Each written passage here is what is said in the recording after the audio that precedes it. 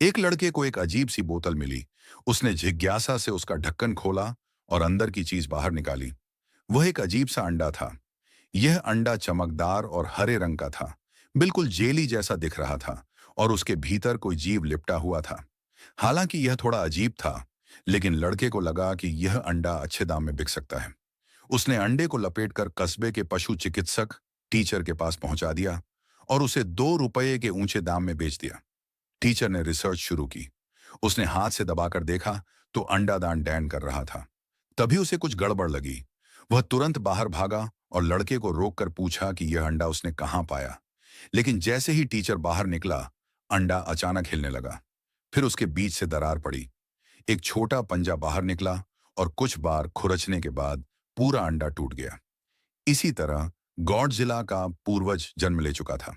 उसी समय श्योमेई श्योमेई घर वापस आई। जैसे ही उसने अंदर कदम रखा, वह छोटे राक्षस को देखकर डर गई और तुरंत अपने पिता को बुलाया। टीचर ने जब देखा तो वह चकित और उत्साहित हो गया। उसने ऐसा अजीब जीव पहले कभी नहीं देखा था। मौका देखकर उसने छोटे राक्षस को पकड़ लिया और लोहे के पिंजरे में बंद कर दिया। दूसरे दिन सुबह टीचर खुशी खुशी देखने पहुंचा, लेकिन सामने का दृश्य देखकर हैरान रह गया। सिर्फ एक रात में उस छोटे राक्षस का आकार कई गुना बढ़ चुका था। इसी बीच सेना के अधिकारी कस्बे में पहुंचे। वे खोए हुए जीव नमूने की तलाश कर रहे थे। असल में 2 दिन पहले कुछ मछुआरे समुद्र में मछली पकड़ रहे थे। तभी अचानक एक अंतरिक्ष यान आसमान से गिरकर सीधे समुद्र में जा टकराया। उसमें से लाए गए एलियन जीव नमूने भी समुद्र में गिर गए थे और अनजाने में वही अंडा लड़के को मिला था। सेना ने नमूना खोजने के लिए मछुआरों को बड़ा इनाम घोषित किया।